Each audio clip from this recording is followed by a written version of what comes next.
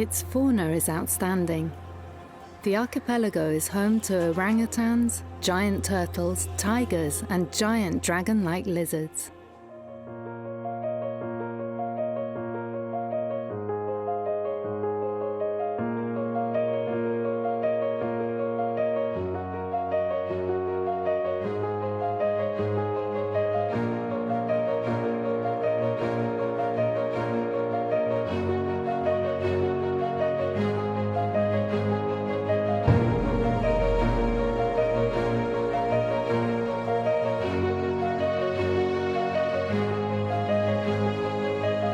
Often called Tanah Air, or the Land of Water, Indonesia is a patchwork of almost 20,000 islands. A third of them are uninhabited.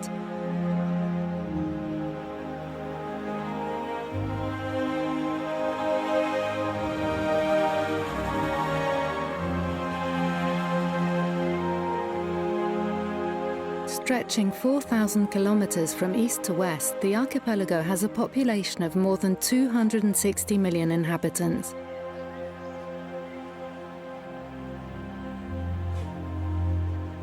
A land of water, Indonesia is also a land of fire. It is part of the Sunda archipelago. This volcanic ring of islands, with its smouldering volcanoes, stretches from the western point of Sumatra to Timor.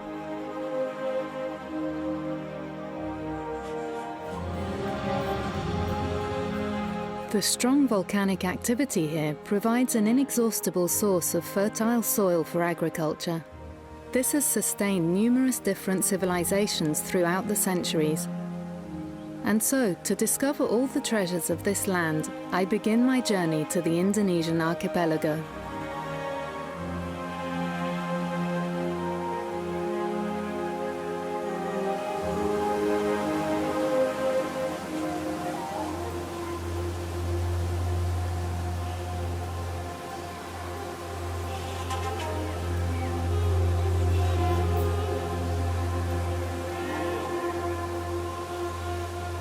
Java alone, at the center of the archipelago, has more than 45 volcanoes. And each volcano is unique. They differ either by their specific forms or the frequency of their eruptions. Java, with a population of 141 million inhabitants, is the most populated island in Indonesia. The Tengger volcano actually contains 3 smaller volcanoes. The caldera was formed after the volcano subsisted and collapsed, and it was in this vacuum that the other volcanoes later developed. Mount Bromo, Mount Batok, and Mount Watangan are actually all separate volcanoes within the Tengger caldera. Only Mount Bromo is still active. In the morning, fumaroles can be seen rising from its crater. At 3,676 meters, Mount Semeru is the highest volcano in Java. Forming a magnificent volcanic complex, these sites are the most frequently visited volcanoes in Indonesia. But before being relegated to a mere tourist attraction, Mount Bromo had long been a sacred place for Indonesians. It was the locus for religious ceremonies and sacrifices. For Tony, as for many Indonesians, the sacred aspect of these volcanoes is still present in their daily lives. Our religious beliefs are a way of recognizing the Almighty, for He created us. All of us. He created the universe.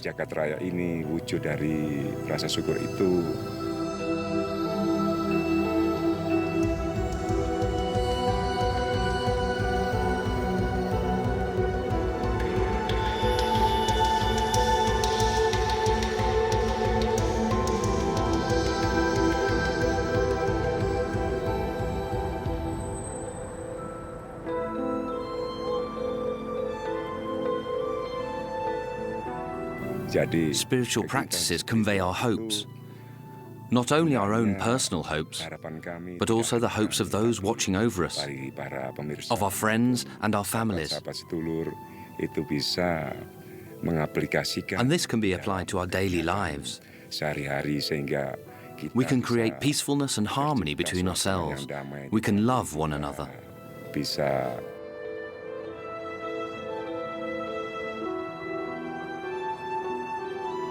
For Tony, meditating at the foot of the volcanoes keeps him in touch with the beliefs of his ancestors.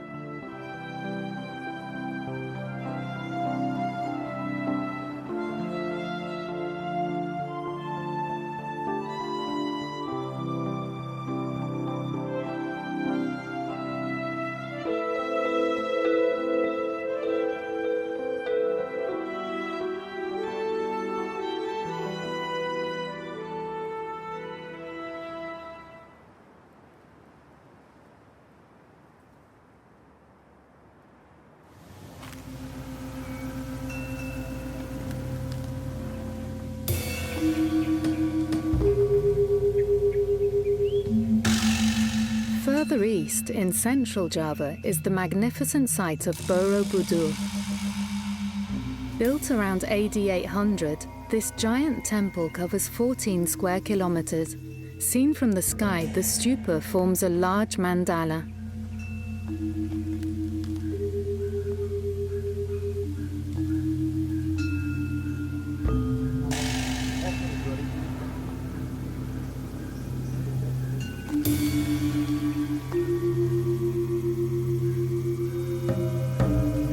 It is not known who built this structure or even why.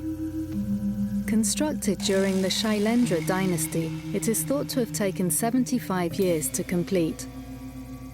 It consists of 9 platforms. The lower 6 are rectangular, the top 3 are circular. On the summit there is the Great Stupa surrounded by 12 smaller ones.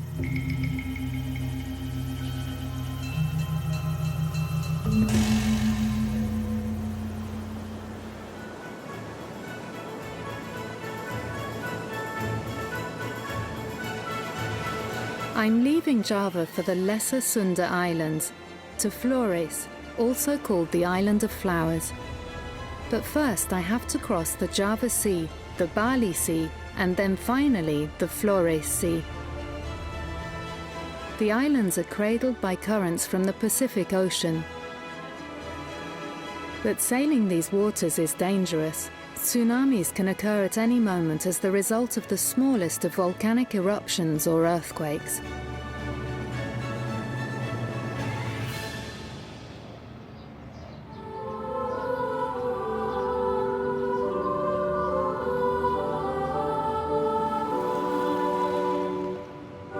The island of Flores is predominantly Christian. After Islam, Christianity is the second most important religion in Indonesia. About 7% of the population is Christian. A large majority of Christians are Protestant, the remainder are Catholic. These two creeds were amongst the religions that were officially recognized by the state in 1945. They thus belong to the Indonesian philosophy of Pancasila. President Sukarno promulgated the 5 fundamental principles of Pancasila, the political philosophy that was to create a new and united Indonesian state. The first of these was a belief in the Almighty God. It stated that Christians pray to God according to the precepts of Jesus the Messiah, Muslims according to those revealed through Muhammad, the Prophet of Islam, and Buddhists according to their books. Christianity arrived in Southeast Asia at the same time as the Europeans, principally the Portuguese and the Dutch. The Portuguese brought Catholicism in the 16th century to a few places, including Timor in the Lesser Sunda Islands. The Dutch arrived in the 19th century. The aim of their missionaries was to convert the local populations to Protestantism. Their main reason for this was to eliminate the Portuguese presence in the territory. During this period, the Dutch banned Catholicism and replaced it with Protestantism. During the Dutch colonization of Indonesia, a few regions such as Sulawesi, New Guinea, Kalimantan, and the Maluku Islands adopted Protestantism. Religious strife between Christian and Muslim communities is not unknown in certain sensitive zones in Indonesia, but it is strongly condemned by the religious leaders of both communities. Traces of Catholicism are still commonly present in daily life. Even today, it is not rare to find such names as Vincentius or Benedictus in Flores.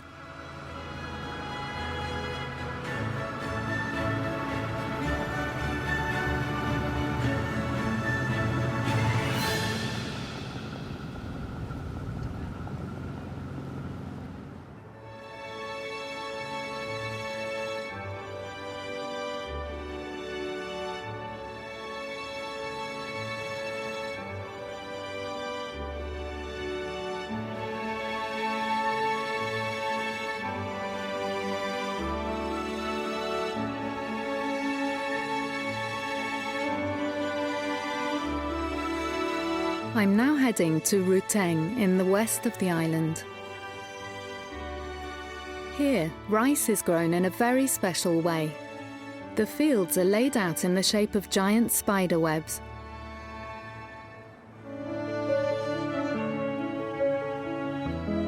We are in the Mangari region, about 20 kilometers from the city of Ruteng.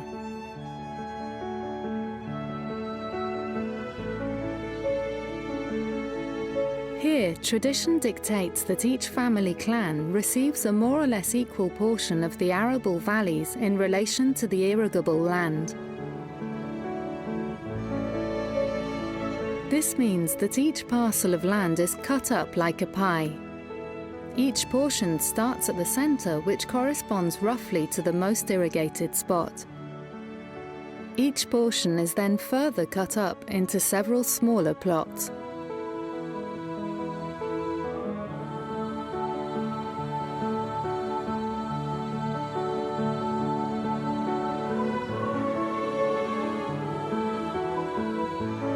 This division results in an incredible landscape. The rice fields look as though they have been spun into spider webs. Locally, these rice fields are called lingko.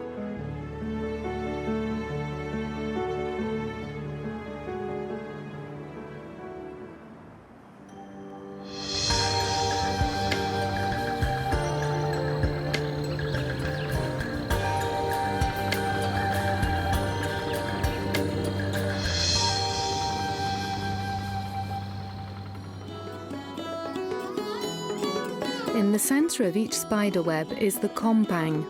This is an altar used during harvest ceremonies. It allows the sacred spirit of each clan to protect the family plot.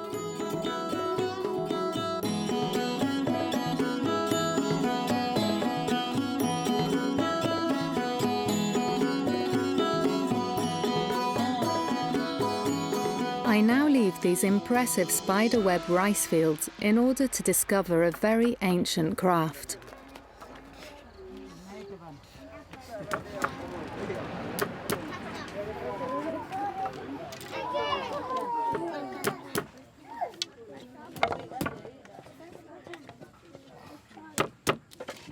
The sarong is the traditional costume in Indonesia. On Flores Island, the tradition of weaving sarongs is still very much alive, and the techniques used have evolved but little.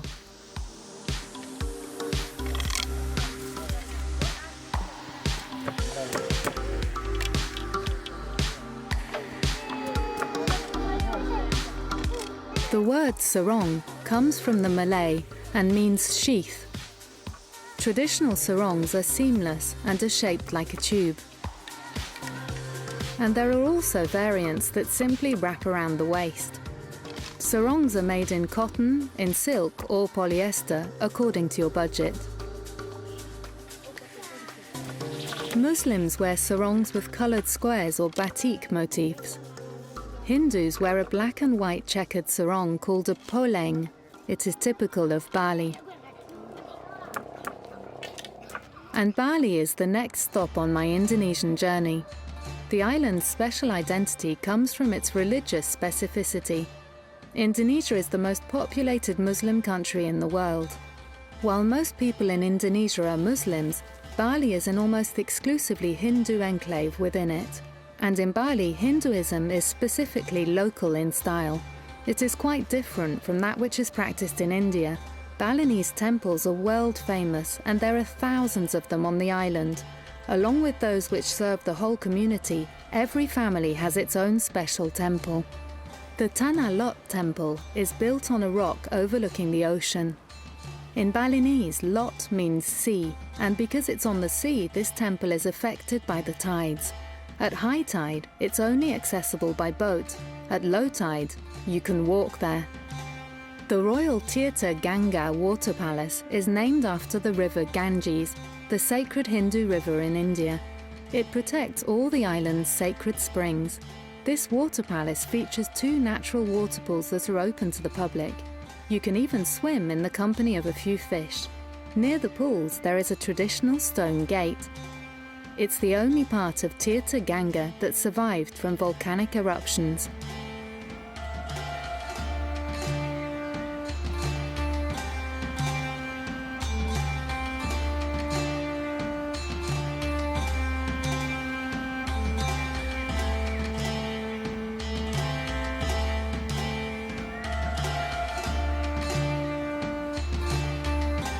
From a small windy road near Munduk, you can get a wonderful panorama of the lakes.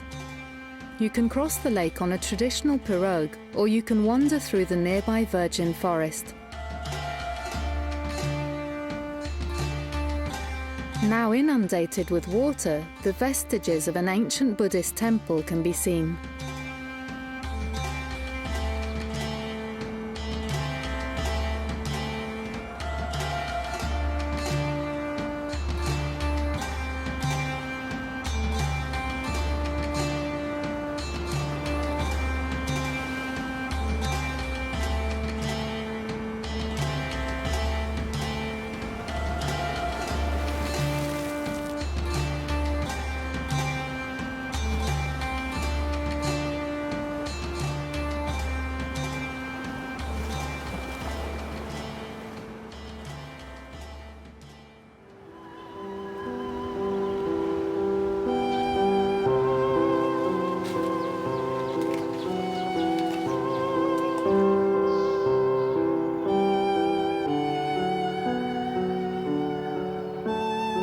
Balinese farmers often breed poultry, cows, goats and pigs.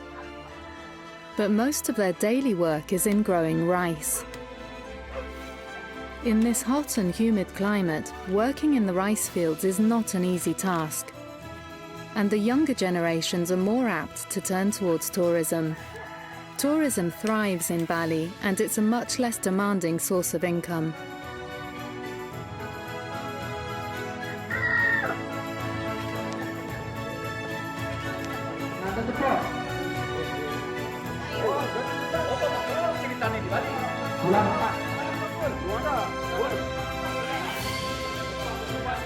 The Balinese have a very strong sense of solidarity. Every inhabitant donates a small sum of money at every council meeting. If a member of the community is in need, then money from the communal fund is advanced to him until the time that he can gradually repay it.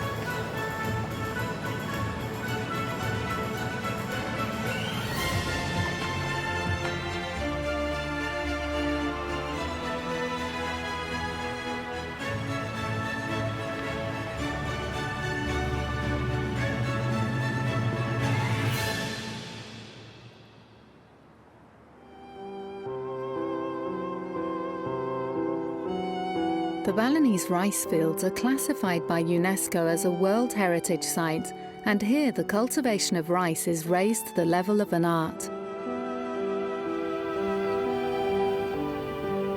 But there are no spiderweb fields here. The rice fields are terraced, and they have been an integral part of the Balinese landscape since time immemorial.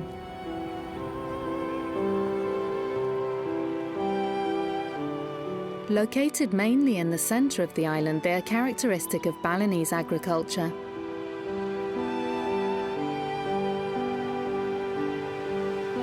Certain paddies have recently been inscribed on the UNESCO World Heritage List.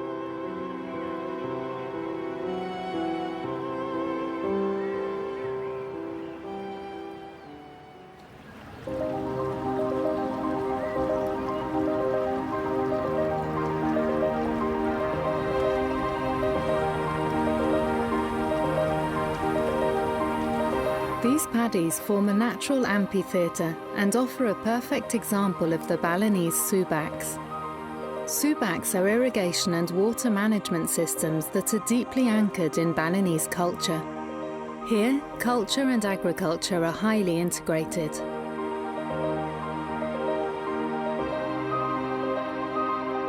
Recent international recognition should help to protect the landscape of this magnificent natural site from being spoiled in the coming years by the construction of hotels, villas, and even giant chicken coops. The basic function of a subak is to regulate the water supply. It equitably distributes the necessary amount of water in function of the given needs and the topography of the terrain.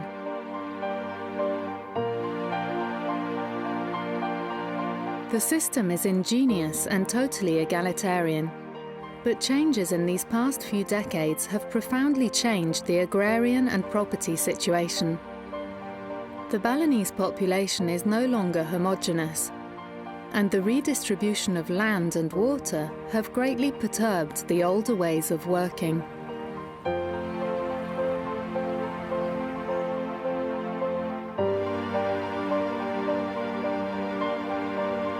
Despite all these radical changes, many villages in Bali still carry on a lifestyle centered on the subak and rice production. But how much longer can they survive?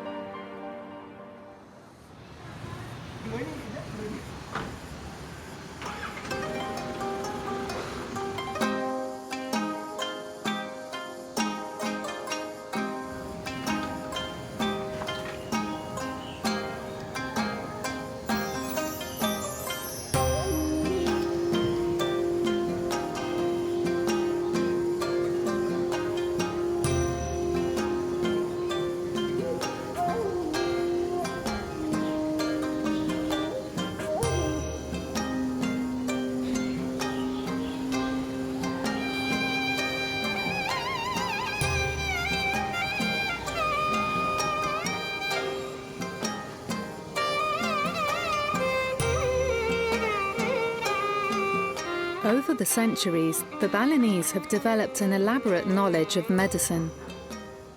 Since the times of Hippocrates, Westerns have seen illness as a matter of cause and effect, with specific remedies for specific illnesses. The Balinese, in contrast, attribute illness to certain invisible causes. Called niskalas, these causes originate from a disequilibrium in the cosmic order.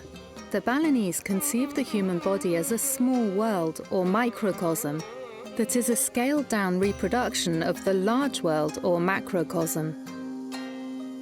Any imbalances in the cosmic chain will have repercussions in the entire system. Illness is an imbalance of the microcosm, while a war or a volcanic eruption is an imbalance of the macrocosm.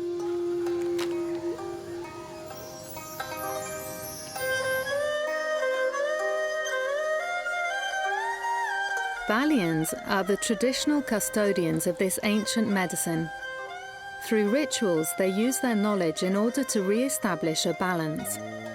They serve as intermediaries in order to detect imbalances and thus act upon the world of the Niskala in order to provide a cure by fighting the forces of evil.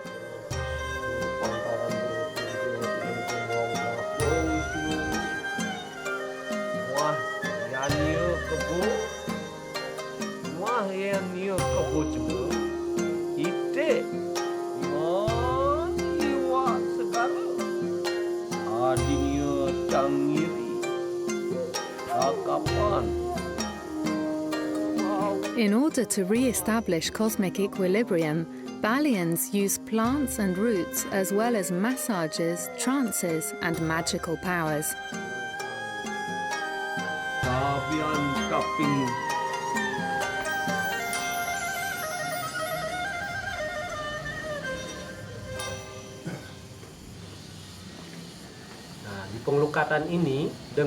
Mantras are recited by the priest, and the water is sanctified. During this purification, the water is energized. And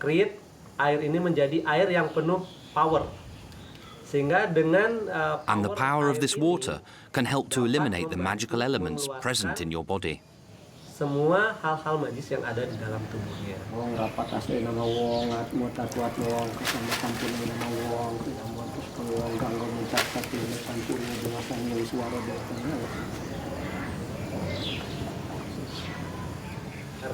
This is a karawista.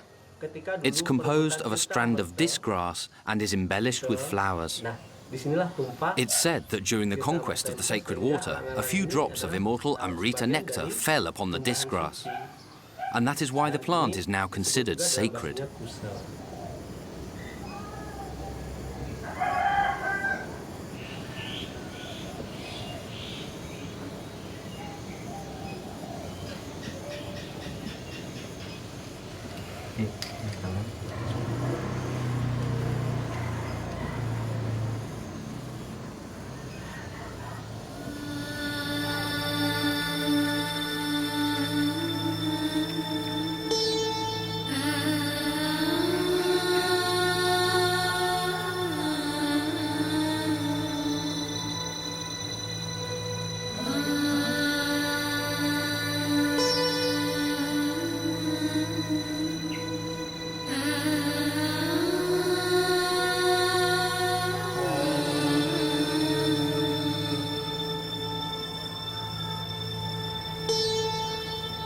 Balinese massage is a combination of different Asiatic techniques.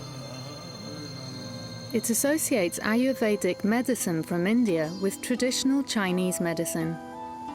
This fusion is due to the geographic location of Indonesia at the crossroads of Asia.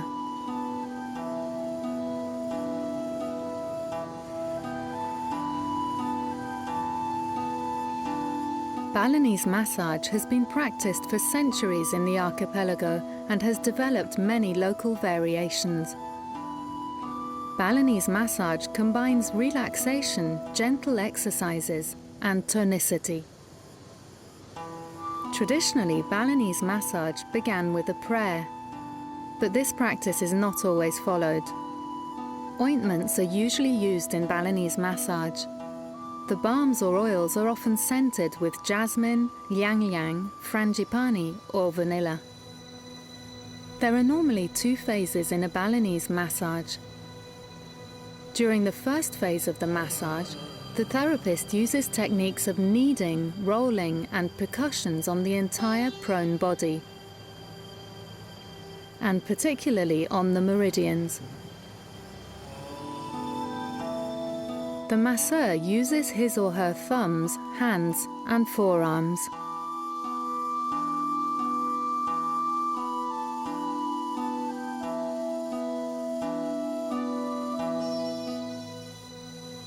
The massage stimulates the principal energy centers of the body and helps the muscles to relax, notably thanks to the stretching exercises.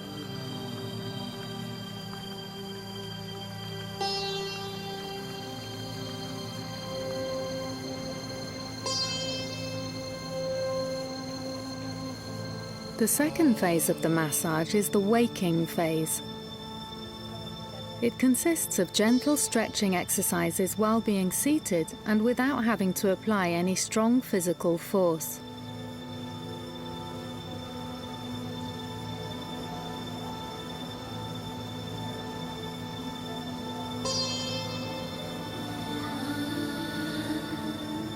Balinese massage also renews energy and promotes happiness by acting on the nervous and circulatory systems.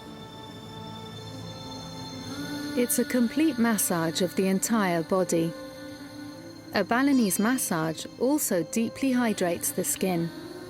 It's excellent for anyone who needs to unwind.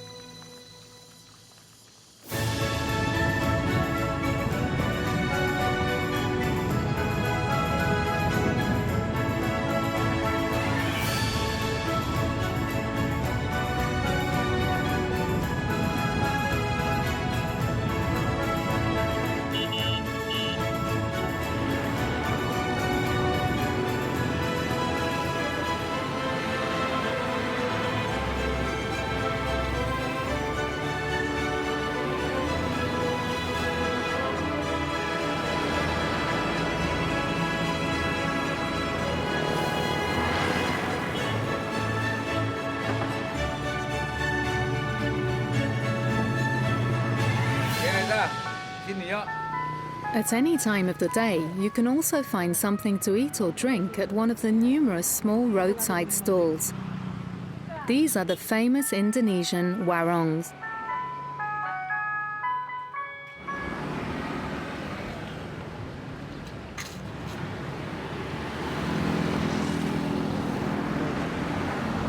The Balinese are very proud of their distinct culture, and they express this singularity through their dances. Kecak dances are traditional religious dances. They were revised and modernized during the 1930s by Walter Spies, a German painter and musician who was born in Moscow.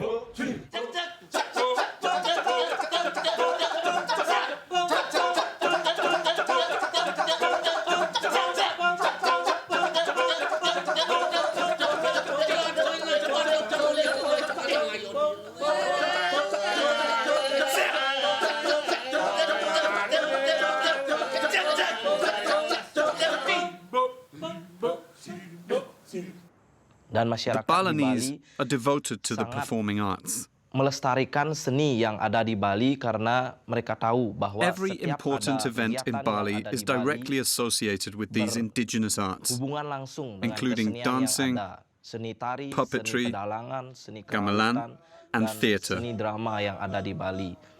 Tari kecak yang ada di Bali. Kecak dance usually tells a story, such as an episode from the Ramayana, the famous Sanskrit epic. Ramayana yang sangat terpopuler. Tonight's performance recounts the episode from the Ramayana when Rama meets Sita for the first time. Rama dan Sita.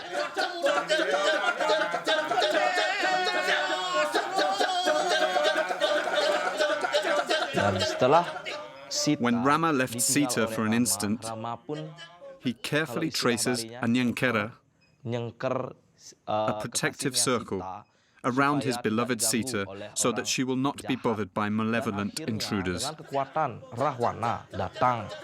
Yet the evil Rahawana came to Sita, and with his force and powers he managed to abduct her. He seized her and took her to the kingdom of Alenka.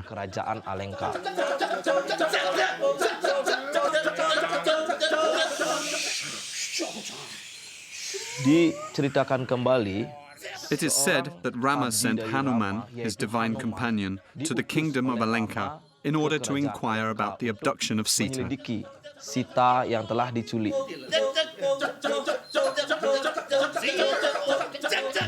Rama entrusted Hanuman with a ring, a symbol of his love for Sita.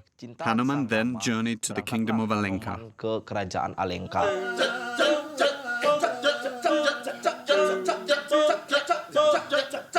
Sesudah Hanuman memperlihatkan, it was only when Hanuman showed Sita the ring that she understood that Hanuman was the emissary of her beloved Rama. Bahwa Hanuman merupakan utusan dari sang Rama kekasihnya. Sita memberikan Sita bunga gave kepada a flower Rama, to Hanuman as a gift for Rama. sang Rama. Oleh kesaktian yang When dimiliki face to oleh face with the powerful Rahwana, bergegas Hanuman memanggil decided to summon Rama in order to kill membunuh Rahwana. Rahwana dengan senjata And Rama yang used the arrow that he had been given by Indra. dianugerahi oleh Dewa Indra.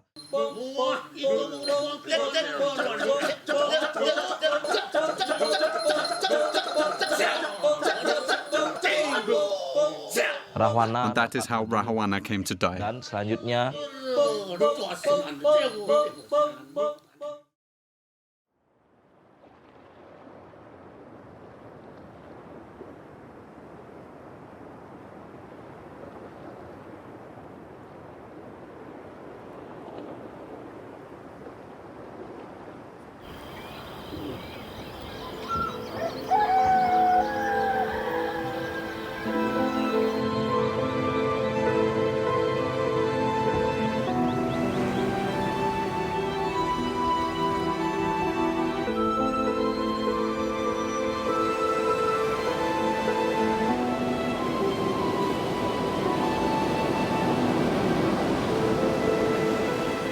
I arrive at the embarkation port for the Komodo archipelago.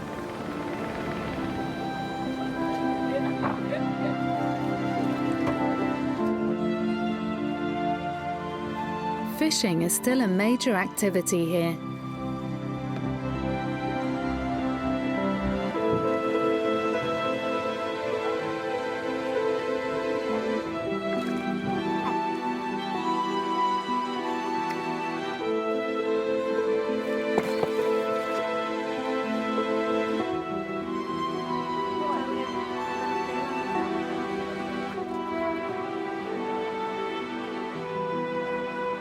But tourism is gradually replacing it as a source of income.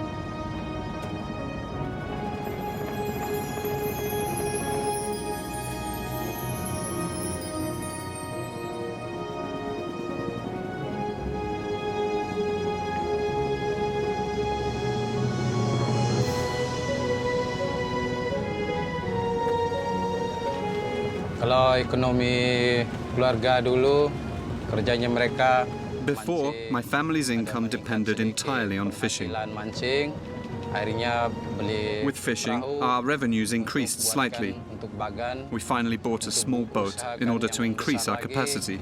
Dibelajarkan semua Now all the keluarganya children, dengan everybody in the anaknya family, sekarang can now sampai sail a sukses. boat. Jadi bawa kapal sekarang. Dari The children's dari success orang tua is juga, partially due to their parents' juga ambition. sukses juga.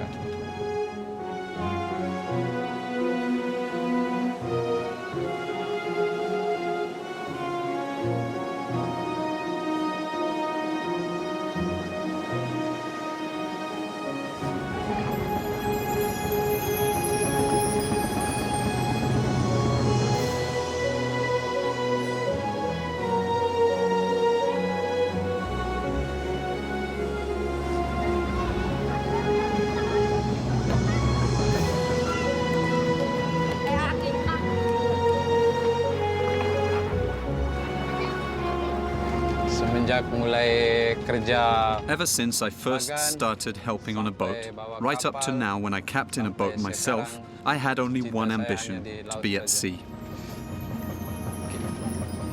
kalau kerja di laut ini, When you work at sea, you accept things as they are. resikonya memang The risks are large, you're far from your family, but before sailing out to sea, we take advantage of the time that we have with our families. Memfakatkan yang baik dengan keluarga. Kalau And if the keluarga family mengizinkan, accepts it, siap we are ready to ke set laut. sail.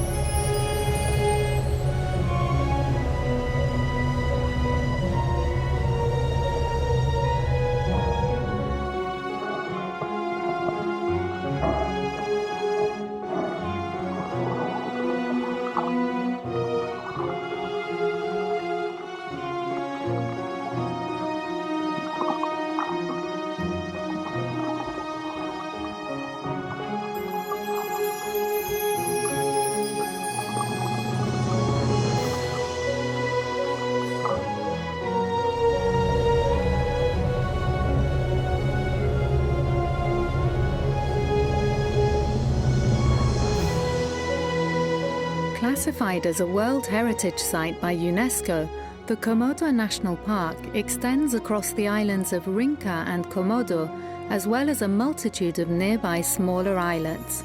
And everywhere exceptional marine ecosystems abound.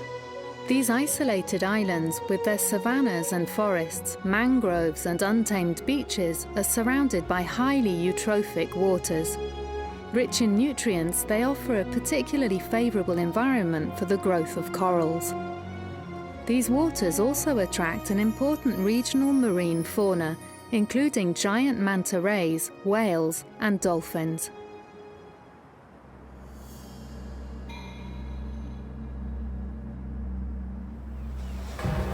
Komodo and Rinca have trails that allow visitors to discover this wild environment on foot. During guided tours, visitors will be able to observe the famous Komodo dragon, a survivor of prehistoric times. The largest lizards in the world, these varans can reach 3 meters in length and weigh up to 100 kilos. They can even attack prey as large as deer or buffaloes. Care must be taken, and a guide is obligatory. Many tourists now come to observe these exceptional animals on organised tours, but the experience nevertheless remains sensational. Even excluding the famous Komodo dragons, the stunning landscapes and the rich marine life alone make the discovery of these islands well worth the visit.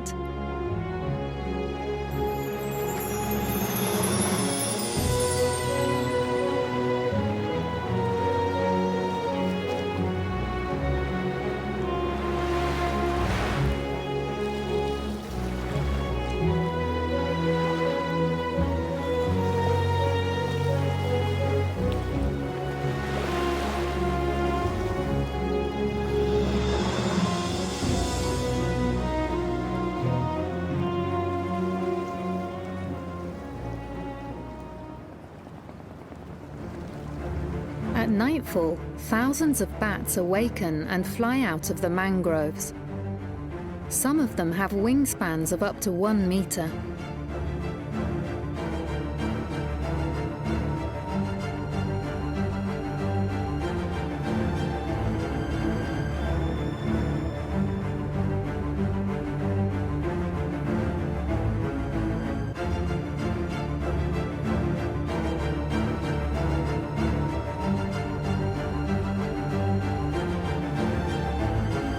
And then, at daybreak, they return to the mangroves to sleep.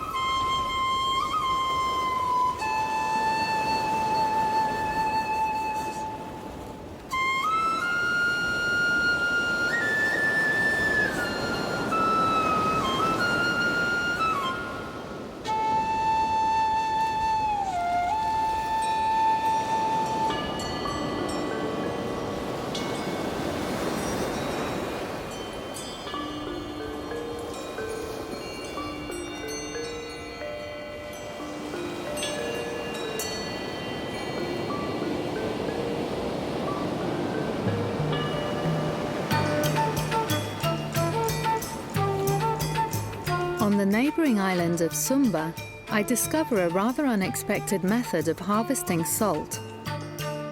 Here there are no salt flats. There are no sluice gates, ponds or canals.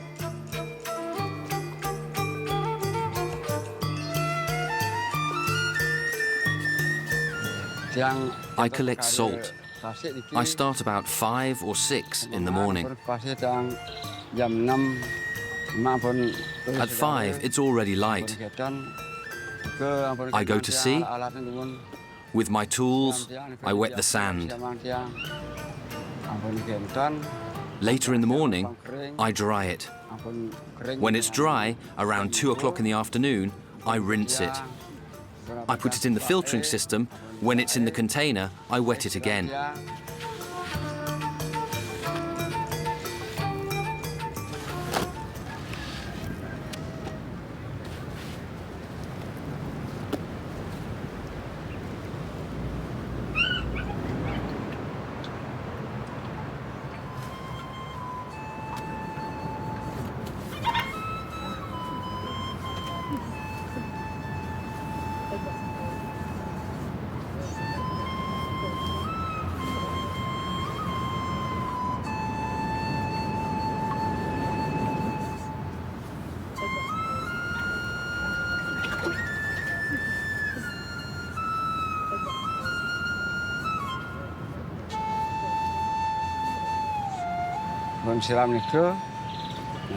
After spraying it, I obtain a brine.